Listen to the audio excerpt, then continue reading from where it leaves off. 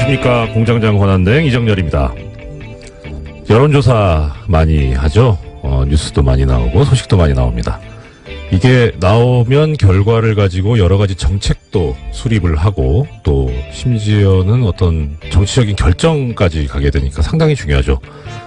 그래서 그 결과를 얻을 때는 정확한 결과가 나올 수 있도록 아주 객관적이고 공정한 질문을 해야 합니다. 그러니까 답을 미리 내놓고 이런 답을 유도하는 그런 식의 질문을 하면 안 된다는 거죠. 그런데 어제 나온 미디어오늘 기사가 눈에 하나 띕니다. 이 기사의 제목은 문 지지자 댓글 문제없다 42.2%, 지나치다 46.8%라는 제목입니다. 제목만 보면 문재인 대통령 지지자들이 다는 이 댓글들이 잘못된 것이다 하는 여론이 우세하다는 그런 것 같아요. 근데 기사의 내용을 보면요. 이런 답의 근거가 된 질문이 이렇게 돼 있습니다. 문재인 대통령을 지지하는 일부 네티즌들이 대통령과 관련한 비판적인 보도에 대해 포털사이트 댓글이나 SNS를 통해 집중적으로 비난해 논란이 일고 있는데 이에 대해 어떻게 생각하느냐. 무슨 질문이 이렇습니까? 이렇게 가치 판단이 들어가 있는 질문을 하면 안 되죠. 이건 답을 요구하는 질문입니다. 이런 질문을 가지고 하는 여론조사가 가능하다면 이런 질문도 가능하지 않겠습니까? 많은 언론인들이 사주 추천으로 재벌로부터 돈을 받아 해외 유학을 다녀오고 있습니다. 이런 언론인과 언론사가 재벌을 비판하는 공정한 보도를 할 수 있다고 생각하십니까? 이렇게 물으면 답이 어떻게 나오겠습니까? 그런데 이 기사를 보면 놀라운 점이 하나 있습니다. 우리 국민들께서 참 현명하시다는 거죠. 이 숫자상으로 보면 부정적인 그 응답이 46.8%고 문제없다는 게 42.2%인데 이 차이가 오차범위 내입니다. 결국 비슷비슷하다는 거죠. 그런데 또 이 기사에서 보면 언론 적폐 청산이 필요하냐라는 질문을 했는데 필요하다는 응답이 무려 80.4%입니다. 답을 내놓고 하는 질문에도 현명하신 우리 국민들 안 속고 제대로 답을 하고 계시는 거죠. 존경하지 않을래 않을 수 없는 우리 대한민국 국민들이십니다. 갑자기 기온이 떨어졌습니다. 날이 무척 춥습니다. 그래도 어깨 펴고 당당하게 씩씩하게 걸어보시면 어떨까 싶습니다. 우리는 위대한 대한민국의 국민입니다. 공장문 열겠습니다. 이상 공장장 권한대행 이정열 생각이었습니다.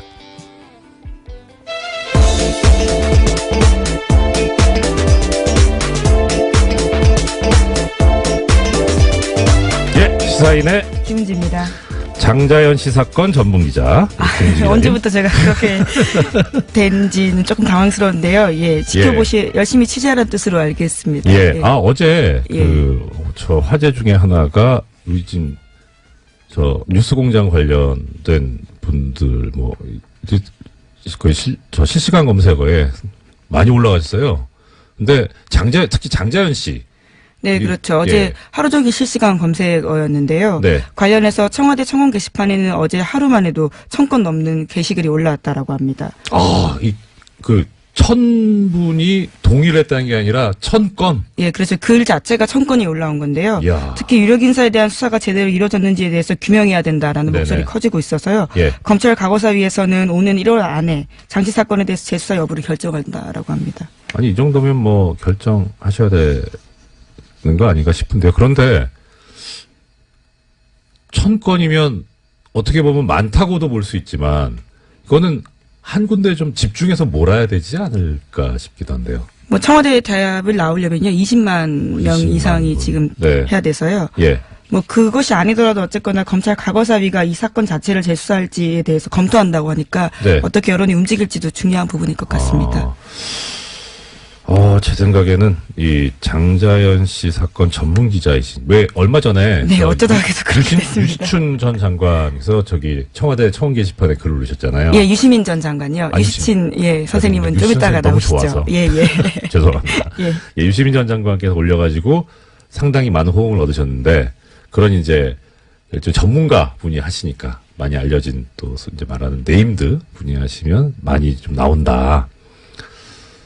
네임드이신 우리 김은지 기자께서 청원 한번 하시면 어떨까요? 제가 네임드도 아닌 뿐만이라요. 예, 기자는 뭐 기사로서 이렇게 또 보여드려야 되니까 열심히 취재하라는 격려를 알겠습니다. 김 기자님, 진짜, 우리 되게, 사적인 친분은 별로 없지만, 여기서 이렇게 뵙는데, 정말 존경스러워요. 갑자기 왜 이러시니까. 제가 여러 가지 단점을 가지고 있는데, 가장 큰 단점이 거짓말을 못하는 단점을 가지고 있습니다. 자, 오늘, 소식 전해주십시오. 네, 다스는 누구 겁니까? 라는 질문 뉴스공장에서 계속 던지고 있는데요. 이 답을 찾기 위해서 검찰이 본격적인 수사에 들어갔습니다. 검찰 수사는 투트랙으로 진행되는데요. 어제 서울 동부지검에서 출범한 수사팀 같은 경우에는 120억 원대 다스 비자금 조성 의혹을 수사합니다. 참여연대는 지난 7일에 신원불상의 다스 실소유주가 120억 원의 비자금을 조성했다라고 고발한 바가 있는데요. 또한 관련 의혹을 수사했던 정호영 전 특검 같은 경우에도 고발당했습니다. 이 사건은 공소시효가 50여일 남아 있습니다. 또 다른 갈래는 다스의 140억 원 투자금 반환 소송에 청와대가 개입했는지에 대한 서울중앙지검의 수사인데요. 검찰은 최근에 청와대 행정관 조사했고요. 또 어제는 관련 문건 폭로했던 시사인의 주진우 기자 참고인으로 조사했습니다. 이 사건은 검찰이 2020년까지 공소시효 있다라고 판단하고 있습니다. 네. 자, 이 장자연 씨 사건 전문이 김은지 기자님이시라면 또 이 다스 전문은 우리 또 뉴스공장 아니겠습니까? 이 뉴스공장이 제기한 문제, 여기에 대해서, 이제, 공권력이 움직이고 있다. 그리고 또, 한편으로, 이건 좀 약간 가벼운 얘기인데, 시사인 주진우 기자, 정통, 시사주간지, 시사인의 주진우 기자, 어제 참고인으로 출석을 하면서 자료를 이제 전달했다는 거잖아요. 네, 분홍 보따리 들고 나왔습니다. 그 보자기에 싸가지고 가는데 그 표정이, 제가 그동안 주진우 기자 보면서 맞닥뜨렸던 표정 중에 제일 행복하고 편안한 표정이었어요. 그래서, 기자님들께서 취재하시고 기사를 쓰시면서 어떤 보람을 느끼고 하시겠지만 또 그런 것이 이렇게 결실을 맺어간다라고 하는 것도 상당한 뿌듯함을 느끼실 수 있겠다 싶더라고요. 네, 뉴스공장에도 가끔 들고 왔던 그 보따리인데요. 그 내용들이 이제 검찰에도 참고 자료로 내게 된 겁니다. 네, 항상 선도적으로 움직이는 뉴스공장 정말 훌륭합니다. 제가 공장장 권한 대행이긴 하지만, 네, 근데 정말 참 존경스러운 또 방송이죠. 자, 그러면 이제 다스는 누구 겁니까? 거의 다 모르시는 분은 거의 없는데, 그런데 이제 엊그제 이 고발을 제기했던 참여연대 측에서 안진건 사무처장이 나와가지고 그런 얘기를 했습니다. 아까 김 기자님께서 신원불상이라고 하셨는데, 네, 그렇죠. 성명불상자라고 하면서 이 성명불상자가 누구인지를 검찰이 한번 맞춰보세요라고 하는 그런 의미라고 이렇게 말씀을 하셨으니까, 그러면 누구나 거의 다 짐작하고 있는 그분에 관해서는 어떤 반응이 있는지. 네, 관련된 뉴스가 어제 MBC가 보도했는데요. 네네. 미국에서 다스의 하청 용역업체를 운영하고 있는 김아부개 씨의 인터뷰를 인용했습니다. 네. 인터뷰를 보면요. 2014년 9월 달에 이명박 전 대통령이 엘레베마주 몽고베리에 있는 다스에 들렀다라는 겁니다. 이 지역에선 다들 알고 있다라고 하는데요. 그 사람의 멘트에 따르면 이렇습니다. 자기 다스 보고 싶으니까 온 거다. 대통령 때는 못 오고 차려도 온 거 보고 싶은 거예요. 라는 건데요. 자기 다스. 네, 그분의 인터뷰 말입니다. 그래서 플로리다에 가기 전에 애틀란타에서 며칠 머물렀는데 그때 이명박 전 대통령이 차 타고 서너 시간 거리에 있는 다스 미국 법인에 조용히 갔다라는 겁니다. 당시 미국 법인의 등기이사 3명인데요. 네. 그중에 한 사람이 이명박 전 대통령의 아들인 이시영 씨입니다. 참. 이 정도 되면, 그리고 좀 더, 말씀. 네, 이런 멘트도 있습니다. 자기 아빠 놓고서 이 사람 너희 아빠 맞니? 라고 묻는 거랑 똑같은 질문이다고요. 다스가 그 정도 수준이다라고 해당 하청 용역업체 김아무개 씨가 이야기했습니다. 자기 아빠 놓고서 이 사람 너희 아빠 맞냐? 홍길동도 아닌데. 참. 그 정도로 명백하다는 말씀이신 거죠. 자, 이제 이게 어떻게 객관적인 증거로 만들어진다는 표현이 좀 부적절할 것 같습니다. 어떻게 객관적인 증거로 확립이 돼서 실제 법정에서 유죄 판결까지 이끌어낼 수 있을 정도로 이 전문가들이 또 역할을 충분히 해주셔야 할 텐데요. 정말 이렇게 이 비전문가들, 일반인들이 이렇게 많이 자료와 정보를 제공해 주고 있으니까 당연히 올바르고 실체적 진실에 맞는 결과가 나오지 않을까. 이건 기대해봐도 좋을 것 같습니다. 또 다른 소식은요? 네, 이건희 삼성전자 회장의 차명 계좌가 또 발견됐다라는 MBC 보도가 있는데요. 사정당국 관계자의 발언을 인용했습니다. 네네. 최근 삼성 이건희 회장의 차명 계좌에서 2천억 원 규모의 비자금을 추가로 발견했다라는 건데요. 이 관계자에 따르면 추가 비자금은 은행의 예금 계좌가 아닌 주식 계좌 20여 개가 흩어져 있고 이 회장이 아니라 삼성의 전현직 임직원 명의였다라는 겁니다. 이 같은 경우에는요, 지난 5월 달에 유명 인테리어 업체에 대한 경찰의 압수수색 때문에 드러나게 된 건데, 네네. 이건희 회장의 비자금 다시 한번 물망에 오르게 된 겁니다. 아니, 어떻게 하다가 다른 거 뒤지다가 이게 나오게 됩니까? 네, 계속해서 세금 탈루 문제가 있었는데요. 이와 아, 관련해서 시공 이력과 고객 장부를 뒤지다 보니까 거기까지 가게 된 거다라고 합니다. 여기 이 업체는 그러면은 고객이 삼성이었다는 겁니까? 네, 그렇죠. 야, 부럽다. 네. 예, 물론 당시에는 이 회장 자신도 가족도 아닌 제3자의 수상한 이름이 있었다라고 하는데요. 네. 찾아가다 보니까 네. 이건희 회장 쪽이었다라는 겁니다. 그럼 이분은 몰랐을 수도 있겠네요. 그건 그렇고. 자, 그러면 우리가 이제 약간 궁금해하는 거는 그거죠.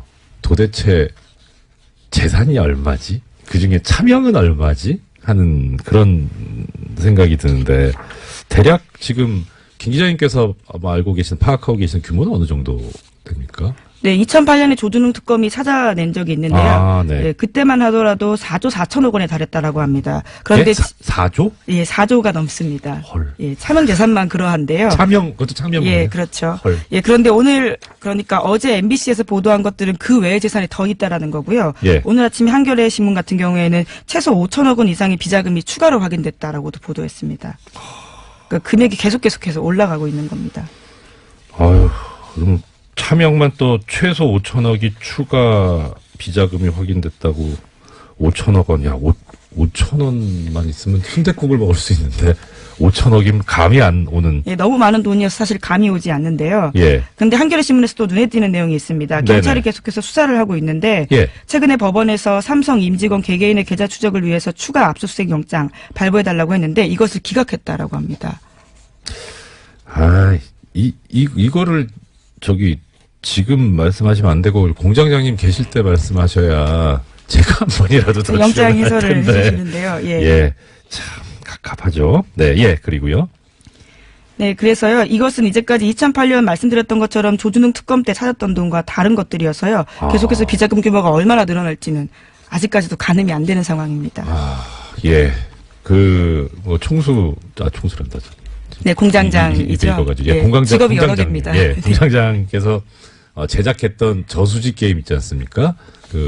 애청자 여러분들께서도 많이 들어오고 아시겠지만, 이 저수지 게임이 이제 이명박 전 대통령의 어떤 재산 형성과 관련된 그런 건데, 이 저수지가 또 삼성의 저수지는 또 따로 있을 테니까. 근데 정말 저수지라는 말이 어울리지 않나.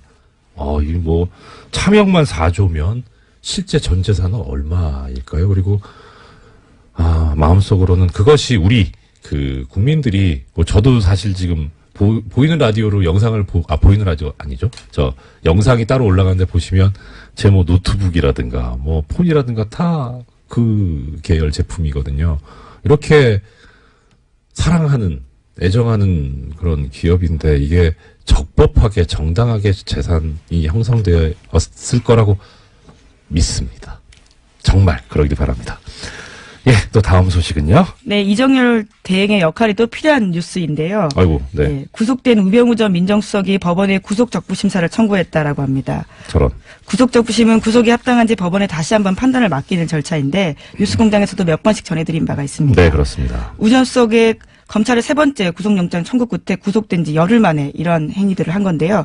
우 전 수석은 지난해 7월 달에 추명호 전 국정원 국익정보국장에게 자신의 비리 의혹을 감찰 중이던 이석수 전 특별감찰관 등에 대해서 불법 사찰하고 지시한 그 결과로 비선 보고받은 혐의로 구속된 바가 있습니다. 네. 자, 이게 그런데 지금 세간의 관심을 끌고 있는 것은 담당 재판부가 뉴스공장에서도 몇 번 말씀드렸습니다만 담당 재판부가 서울중앙지방법원의 경우에 구속적부심 사건은 형사수석부에서 전담을 하고 있기 때문에 근데 거기서 하도 엉뚱한 결정이 자꾸 나오니까 이 우병우 또 풀리는 거 아니냐. 근데 보도에 의하면 이 담당 재판부가 바뀌었다. 라는 거죠. 네, 신강렬 부장판사가 우전수석과 대학 사법연수원 동기여서 사건 재배당을 요청했다라고 합니다. 이렇게 기사가 나오는데 이 기사는 반은 맞고 반은 틀립니다. 왜냐하면 이렇게 기사가 나오면 어떤 느낌이 드냐면 사건의 공정함을 위해서 피해갔구나라고 생각이 들잖아요. 그러니까 이 신광렬 부장판사를 옹호하는 듯한 근데 그게 아니고요.